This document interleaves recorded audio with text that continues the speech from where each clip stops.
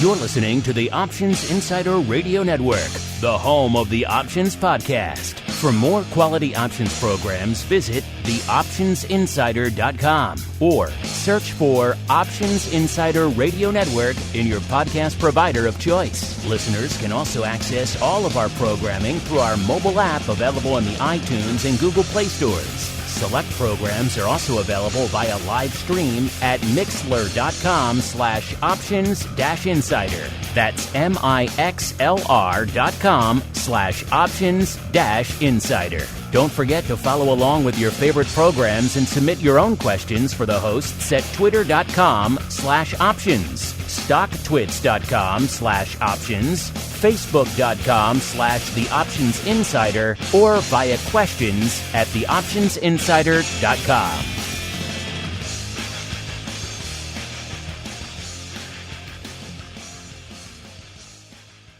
You wanted it, you got it. A radio program that helps teach you options trading inside and out, basic to complex. This is Options Bootcamp. Whether you want to learn how to protect your portfolio, generate income, or even become a master of volatility, the Options Bootcamp drill instructors will break it all down for you. Now, let's get you into peak options trading shape. Here are your Options Bootcamp drill instructors. All right, everybody. Welcome to Options Bootcamp, the program here for you, the busy, maybe a little bit concerned retail stock trader. Maybe you're looking to dip your toes into the options wires. Maybe you already did so. It was a little bit cold. Maybe you got a little bit scared. You had to run out. Don't worry. We'll help you get back in a safe and effective manner. My name is Mark Longo from theoptionsinsider.com, as well as, of course, from this fine network. Hope you guys are enjoying the slew of content hitting you pretty much every day on our network, sometimes multiple times a day, often multiple times a day. If you just listen into Bootcamp, you're missing out on a slew of other great options-oriented content. Now, don't worry, it's not all super intimidating and super over your head. So if you're just basic, you can learn. OPR is a great one for you as well. Option Block, of course, another great one out there for you. You can start learning what the other shows are about, like Volatility Views, and you can grow over time with the other programs. That's kind of really what it's all about. So make sure wherever you're listening to this, you subscribe to our full network, A, and B, leave a review if you like what you hear so other folks can continue to discover this program. We've seen so many new people, particularly discovering Options Bootcamp these days. We love all of you. We welcome all of you. And make sure if you like what you hear, you want to keep those people coming. It's more important than ever in these troubled times. So leave that review if you like what you hear. If you don't like Mr. P, don't hold it against us. Just give us the stars anyway. Speaking of Mr. P, I've already unfairly maligned him. So allow me to introduce my fellow Options Bootcamp drill instructor, a.k.a. the black-hatted one, a.k.a. the founder of Market Taker Mentoring, a.k.a. the author of one or two options somewhat adjacent tomes, Mr. Dan Passarelli. Dan, welcome back to the program, sir. It's good to be back, even though you're maligning me over there, Mark. I have unfairly maligned you. So without further ado, before I keep doing that, let's head right on into your mail call. Mail call. Time to look at questions submitted by our listeners.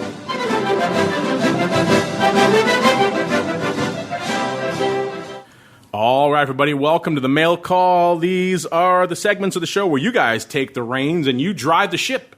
You steer us wherever you want us to go. We will go there, usually, unless it's crazy. But you guys have a lot of ways to reach out to us. TheOptionInsider.com is a great way to do it. Questions at TheOptionInsider.com also works. We're at Options on most of the major social media platforms. We're pretty active on Twitter. That's probably the easiest way. That's the way a lot of you like to find us out there. So those also work. You can hit us up there by reply or DM or other message like that out there. So if you want to get on the show, there's no shortage of ways to do it. If you want to listen live and ask a question there, you can get bumped up to the top of the queue. So a lot of ways you guys can reach out to us there. Before we get into your questions, let's pay off what we talked about on our last big mail call palooza, Dan. Remember, we were talking there at the time. VIX was still north of 30. This was like the first week of September. And we said, hey, are you buying this vol rally, or do you think it's just a blip on the radar? Where do you think VIX is going to close the following Friday, which was September 11th? Not quite 2 weeks in the rear view now, but close to it. And you guys, as you are wont to do, you're a little bit bearish on the overall market, a little bit bullish on volatility, because we gave you four choices, right around where it was. So here, 30 to 33, or higher, north of 33, or lower, 27 to 20, 9.99, or much lower, south of 27. Mr. P, take a guess what our audience voted for, sir. The highest volatility, I'd imagine. Yeah, that's pretty much what our audience likes. They went higher. They thought it was going to close north of 33, with about 36% of you guys choosing that way. What it actually closed on that Friday was 26.87. So the much lower, a.k.a. south of 27, was the right answer. But only 24.7% of you chose it. Granted, it was number 2. So he did kind of come in there. A little bit of late voting with the VIX down at those levels kind of helped it a little bit. But still, that was where you guys broke down on that poll. Wanted to pay it off for you guys. All right, Dan, let's get into the questions. We got a slew of them. Are you ready, sir? You have your question answering pants and or hat on, sir? Wait a minute. There's no video. We don't have to wear pants, do we? That's right. I forgot. Pants optional on boot camp. Hat required, pants optional. All right. Let's kick it off here with Chinook. I think he's written it before. That name sounds familiar. Chinook says, he's talking about our last show. Remember we did the iron butterflies. We did an Inagata Davida of iron butterflies recently on the show. And we were kind of joking about the origins of these names, Dan, and these stupid iron condors and iron butterflies and all these things that are kind of lost to the sands of time, some of the origins. Well, Chinook chimed in. He says, I'm listening to the latest Options Bootcamp.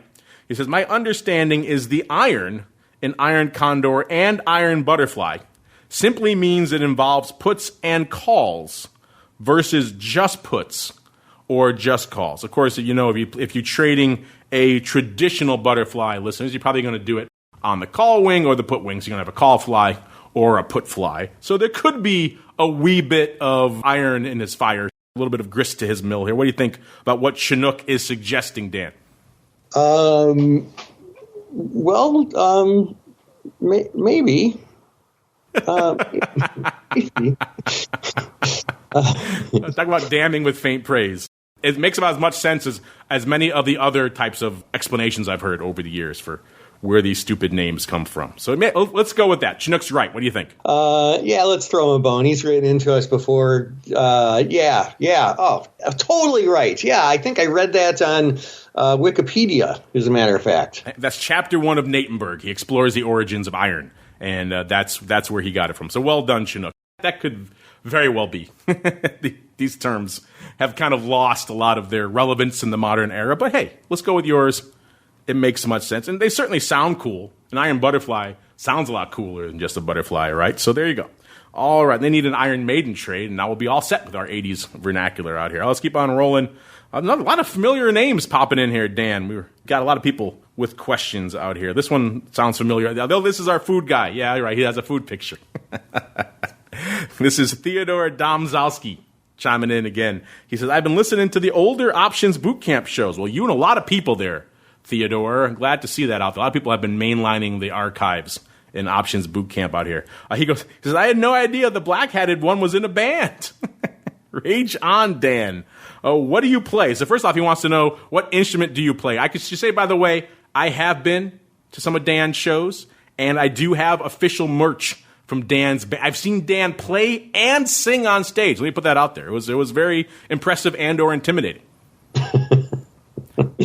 Yeah, well, actually, the big news, I actually left the band about 2 weeks ago. What? Oh, yeah. I got to throw away my shirt's a collector's item now. I should hold on to it. Oh, yeah. Or sell it on eBay for, at least $7. Time for a solo career for one Dan P? Taking a little bit of a break ski, but I do play bass guitar and do a little bit of singing, but I was never really the lead guy singing. I do mostly backups and sing a song here or there. Hey, you brought a tear to my eye when you were singing, sir. It was a beautiful melodic thing. So yeah, check them out. You want to give the name of your old band, or are you just done with all that? It was the Bishop's Daredevil Stunt Club, as a matter of fact. There you go, listeners. That was the name indeed. So check them out over there on all the various outlets. I guess it is kind of hard to have the band keep going in a pandemic era, sir. Kind of hard to play gigs, is it not? Yeah, it's real hard. We haven't played a show in, I don't know, almost a year. I think. A Zoom concert kind of doesn't have the same ring to it, I don't think. Yeah, not really. So there you go, Theodore. Here, he has an actual question, too. He wants to know about the COT reports. He says, do the COT reports on the S&P help with analysis for non-futures traders? I've read conflicting things about who is correct, the commercials or the non-commercials. Also, I feel my posts need to have food pics. He says, our food guy. I call this the poor man's Wellington. Sorry, Mark, there's still cheese in it. Yeah, I like a good beef Wellington. At least this looks kind of good. I'm off on the cheese, obviously. By the way, Mark has a K, no C. You can't trust a Mark with a C. I'm just putting that out there. Offending all of our other Mark-named listeners out there. But it does look like a tasty beef Wellington. As to your actual question, the COT reports. These are commitment of traders reports. These are reports for traders of futures out there where the CFTC goes out and they report literally the size positions that are on out there in all of the various futures underlying. Could be S&P, could be gold, corn, whatever product you're looking for. I don't use them a lot, Theodore, and I'll tell you why. A couple of the reasons. First off, they're a very lagging indicator. By the time you get them, the data is over a week old, usually, if not more. So it's kind of hard to do a lot of actionable trading out there. Now, if it's a product that's a little bit less liquid, that may not be a big deal. Something like the S&P, it's kind of hard to really rely on them. Then, of course, you're right. There's this weird demarcation between commercials and non-commercials and, which one is actually more valuable. I think there's some grist to that mill out there as well. So I'm not a huge fan of them for those couple of reasons. That said, if it's your only indicator you have for futures, if you don't watch anything else, if you don't go to, for example, cmegroup.com/TWIFO and generate our own reports, the This Week In reports, which I think are much more useful. If you weren't going to do that, if you wanted to just have something, it's better than nothing, that's for sure. It'll arm you with some lagging, but at least for somewhat relevant data. I just don't go out of my way to really seek out the COT reports. I don't think there's a lot of really immediately germane stuff in them. Dan, same thing for you. Are you a big COT fan or not so much? No, you know what? I don't really use it. I mean, there are so many different analysis tools that you can use. And, if you ask any individual, they don't use most of them. They use the ones that they use. And for me, it's because I found some things that work and I stuck with them. But it's not necessarily always the case that I analyzed every single one and I became an expert in every one and decided which I should use and which I shouldn't use. So frankly, the point I'm getting at is the COT report may or may not have some validity. I just don't have an opinion on it. I don't use it because I just never got in the habit of it. Against nothing, I suppose. It's better than nothing, but it's not my first choice for futures and futures options-oriented analysis out there. All right, next up, Zach. Zach Gertz. He says, hey, guys. Oh, hey, Zach. Loving the show. I've been making my quarantine go by much easier checking out all of your back episodes. Oh, thank you. I'm glad to help. He puts in parentheses here. Damn, Mark is the OG of options podcasting. Some of these episodes go way back in caps. Yeah, they do. We've been doing it for a while. There's a reason why we say we're the home of the options podcast. We kind of created this whole darn kit and caboodle way before the iPhone even existed. You had to have an RSS reader to get it. It was pretty hardcore. So yeah, we certainly, I guess we can take that title as the OGs of options podcasting. For almost 14 years coming up, which is kind of crazy to say out loud. He says, my question goes back to the time spread Mount Vesuvius episode. I do believe that was with Matt from Oratz on the show then. He says, in a nutshell, why did you guys call them that? It went over my head. Thanks again. Keep educating us noobs. Well, we joke here on the show. We're not huge fans of P&L payoff type graphs as a tool for options education. They can be a little bit misleading. They make you focus solely on expiration as opposed to what happens in between, which is arguably more important. But in that case, that's where that came from. I think it was Matt who said that. It was from the P&L graph. If you look at the P&L graph of a time spread, most of these time spreads, you're buying, say, 2 months out and selling 1 month out at the money options. What do you want? You want that position to sit there. So that strike in the middle is kind of the apex of the P&L, hence the Mount Vesuvius out there. Dan, it seems like time spreads are just confusing for people on all levels out there. What do you have to say here for Zach, who's confused as to the time spread Mount Vesuvius moniker, sir? Yeah, time spreads are actually much more complex than a lot of traders give it credit for. Wait, does that make sense? I don't know. Hopefully, if it didn't make sense, you understand what I'm trying to say. Yeah, they're just a little bit more complex than I think a lot of people think, and it really serves you well to understand time spreads because, I mean, in my opinion, they are some of the most some of the best trades for edge seekers, which should be what everyone's doing. You can really use volatility to your advantage and create some really statistically dominant trades. So, yeah, I mean, just in general, I'm a fan of time spreads. Absolutely. And if you're confused, sounds like Zach might be a little bit, or others out there. We've done a lot of episodes very recently about time spreads because you guys clearly had a lot of questions. So go back a few weeks there in the archives and you'll see a lot of, including that episode, a lot of episodes about time spreads. And hopefully that'll help you. Also, OPR has a few in there as well. You can check those out as well if you subscribe to the full network. All right, next up, Jeff. Maybe Joff. Let's go with Jeff. Joff just sounds too fancy. Jeff Davis. Hello, Options Insiders. Well, hello, Jeff. I have a question concerning the pricing of deep-in-the-money options. This is actually a two-part question, one for real-world pricing and one for theoretical. For real-world pricing, I've noticed that deep-in-the-money options with a wide bid-ask spread can have bids which are below intrinsic value. This is surprising to me since the holder can always exercise and get the intrinsic value. I'm sure there's a good reason for it, but it does seem funny. It feels like the equivalent of market makers giving deep out-of-the-money options negative bid prices, since that would be below their intrinsic value. For the theoretical pricing, it seems Black-Scholes can price deep-in-the-money puts below their intrinsic value. This becomes more pronounced when implied vol is low and interest rates are high. Is this legitimate, or should any theoretical pricing outputs automatically be corrected up to at least intrinsic value? Yeah, Jeff, this is kind of the little bit of the push and pull between, as you put it in your question, the theoretical and the real world or the practical. The practical side, for example, market makers, sure, they'd love to buy anything below intrinsic value. Why not? They're not going to bid it right at intrinsic value for you and buy it there. No, they're going to bid it below. They want to make their money too. So in the real world sense, they're going to put it there and see if maybe you hit them. Maybe someone doesn't know. And they get a nice little deal out there on those. So that's why you're seeing the real world pricing on those. It's not giving the out-of-the-money puts on the other side a negative price. I know it might seem like that. But good luck getting those puts actually traded at those quote-unquote negative prices. It's not going to happen. That's, again, the difference between the theoretical and the real. Dan, what are your thoughts here on also the second part of his question as well, which is because you did write a book all about the Greeks, about Black-Scholes pricing deep-in-the-money puts below their intrinsic value when IV is low and rates are high, sir. Yeah, I mean, you have to understand a couple of things. Thing one is that, market makers are running a business, and when the options are that deep in the money, they are worth intrinsic value.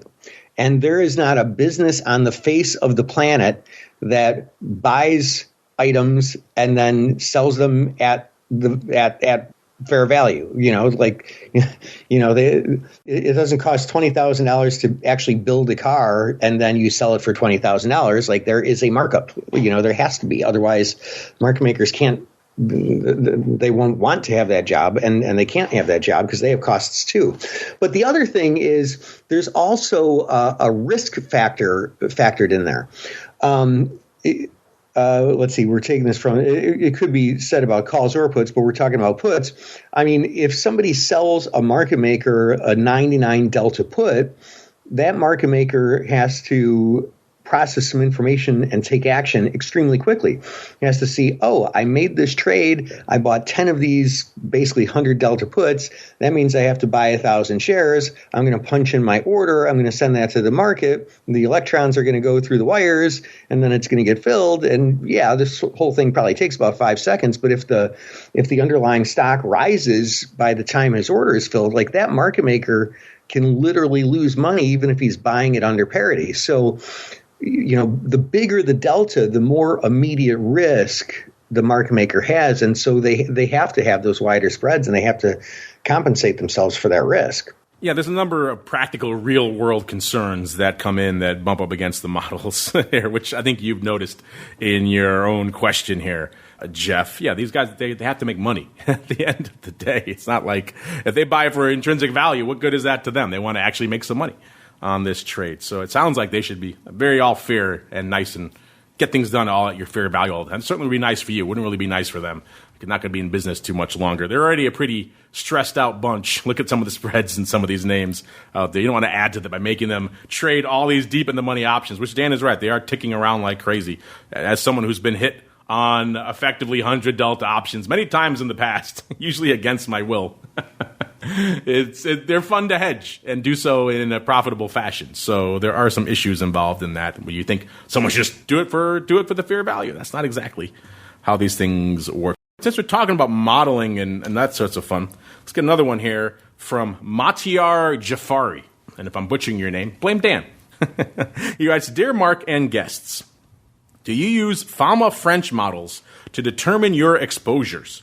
For example, one could model their portfolio relative to FAMA-FRENCH factors and give yourself an objective post hoc perspective on how much of your alpha is really due to you. Furthermore, do you or any of the guests use FAMA-FRENCH or just linear regressions models to help inform their trading? If so, how? Thank you. Well, this is supposed to be for the basic retail. We're getting a little bit involved here, but hey, it's okay. You want to take us in these directions? We can. Let's break it down a little bit what the heck we're talking about here. I don't know about you, Dan. When I went to school and learned about fun things like finance, we didn't learn about no fancy FAMA-FRENCH. We learned about CAPM. That's what was still in fashion when I was out there. FAMA-FRENCH is kind of a bit of an update to CAPM. Everyone knows anything about CAPM knows it doesn't really work. It's kind of an old school, antiquated theory. They want you to go out and diversify across 40 different underlyings, all these other things that A, aren't practical, and B, aren't really that effective, particularly in the modern era. So these FAMA-FRENCH guys got together and they tried to revise it. They had a FAMA-FRENCH 3-factor model, which they tried to add a couple of additional factors to the capital asset pricing model, including risk and value factors. And then they upgraded it more recently to a 5-factor model, adding a couple of new factors to this, including, so they had the 3-factor model was market risk, size, and value. And then they added profitability and an investment factor, so the asset growth of these names into it. It sounds like the 5-factor is a little bit more controversial, overlaps what they already did with the 3-factor. But we're getting away from it. The question, I wanted to make sure we defined it, at least for those of you out there who aren't familiar with what he's talking about here. And now the problem with this, Matiar, is these are effectively portfolio kind of measures. As you point out in your question here, we kind of focus more specifically on the option side. In fact, a lot of us, myself included, don't really have a lot of underlying in our portfolios. It's mostly options. And these kinds of models tend to fall apart if you're looking at it purely from an options perspective. That's why we talk about things like Black-Scholes and all the other, binomial tree, all these other models out there to model options. And of course, all the Greeks, delta, gamma, theta, vega, those are much more valuable and useful metrics for us in our options trading day to day than something like a FAMA-FRENCH. So we don't really discuss it too often out here. But I don't know, Dan, are you a fan of these either CAPM or these upgrades like FAMA-FRENCH? Mark, I'm going to tell you, I have not thought about CAPM in 20-30 in a lot of years. Exactly, right? That's pretty much the gist of it right there. Yeah, so I don't know. That's probably a little bit. I would just be BSing if I started talking about this. Yeah, I don't know anyone when I walked on the floor of the SIBO who said, "How about that CAPM or its corollaries, the FAMA-FRENCH model?" I don't think those words were ever uttered by anyone out there. So yeah, if you want to just look at a broad portfolio of assets and maybe you want to use something more effective than CAPM, sure, FAMA-FRENCH, I'd probably go with 3, but maybe 5 if you want to go hardcore out there. But it doesn't really overlap a lot with our options trading out here. A lot of people are very active in our audience as well, so that alpha calculation, as you point out, is a little bit more challenging as well, but probably should be higher for an active audience like ours versus people who are just sitting, of course, in passive indices, and they're all about the beta. All right, let's move on. Let's see. We got time for it. Looks like probably one more here. Let's go to, there's another frequent questioner, Scott Somer. Scott says, when a, quote, bullish risk reversal strategy is deployed, which of the two options, the long call or the short put, serves as the anchor, and what delta is selected before applied? Before applied the other option for an overall net credit. He gets a little fragmentary towards the end of his question there. But the first part Makes sense. Which of the two options is the anchor and your delta? Of course, bullish risk reversal listeners typically selling an out-of-the-money put and buying an out-of-the-money call against it. You know, we talked about skew earlier in the show. You know, in most equities and indices, you're going to have that investment skew, so the put's going to have a premium. So it's a favorable setup in a lot of equities out there because it's kind of going against the skew. You're selling the more expensive part of the skew and you're buying the cheaper part. So that's exactly what you want. Collars go the other way. They're buying the expensive part and selling the cheaper. Not exactly conducive to long-term profitability. So, Dan, Scott wants to know, when you're doing a bullish risk reversal, which of the two options serves as the anchor and what delta is selected, sir? I mean, I think you would want to put both options on at the same time if I'm understanding the question correctly. I mean, do you think that that's where he's going with that? Yeah, you don't usually leg into the call. You do it all one together, right? Yeah. Because otherwise you just have what's called execution risk. And, you know, if you do the put first and the stock moves, then you get the call at a worse price. Then it's like, well, why am I doing this? You know, it's not as good as it could have been done if I just did it as a single trade. And yeah, you're way better off doing it as a single trade.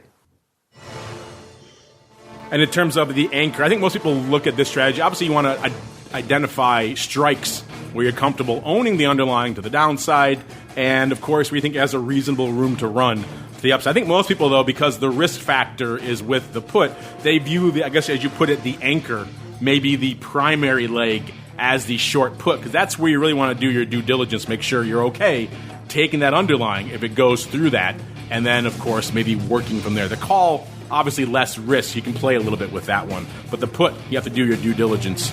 And I usually like, again, it kind of depends. You're going to obviously have a positive delta. It is bullish after all. You want north of 50 usually for these types of things. So maybe like 60, 65, somewhere in that range. But again, it depends. It's all situational. There's no hard and fast rule for it. Dan, is that your thought as well? You think the put is the anchor? And do you have a delta you like to set up for your bullish risk reversals? Yeah, I mean, looking at it that way, Mark, I guess I could see the put being the anchor in that context. I don't know. I mean, I don't really have a specific delta. No, I don't really have necessarily a specific delta. I wouldn't really think about it that way, honestly. Dan says 6 delta. I'm going to put words in his mouth. Yeah. Yeah, it's kind of hard to... People ask me these hard and fast rules all the time. They don't really exist. But if you're doing it, a traditional risk reversal is going to have at least 50 probably, because you're probably going to sell a 25 delta put and a 25 delta call. If you get a little bit closer to the fire, you're going to have a higher delta. You go farther out, you're going to have a lower delta. So it depends where you want to play on the skew. I like to do a little bit meatier, but hey, to each their own. I do like a good bullish risk reversal, though. It's one of my favorite strategies out there. All right. Dan, that music means we are up against it. Great questions, everybody. You guys, once again, took us to left field and beyond. Models, meets, all sorts of fun therein. But Dan, if folks want to reach out to you direct, maybe they have a question in between episodes of the show. Hard to believe, I know, but they clearly do. Where should they go? What should they do, sir? Make your way on over to markettaker.com, 2 T's in a row, and, hit the contact us button and contact us. And I'd love to chat with you. Sounds great. MarketTaker.com. Don't forget the second T. Check out his brand new website. He's really proud of it. He spent 6 years building it, so you should at the very least go and visit it. MarketTaker.com is the place. I joke. Maybe it was only about 5.5 years. Check it out. And, of course, check out all the rest of the great programming we have on this network throughout the week. The easiest place to do that, of course, is by subscribing to our full network wherever you get this. So Apple Podcasts, TuneIn, Stitcher, Spotify, YouTube, wherever you get our shows. Make sure you subscribe to the full network to get a lot of great content hitting you multiple times a day. And we'll see you back throughout the rest of the week for all the other great shows that we have here on the network. And then back again next Education Wednesday for more Options Bootcamp.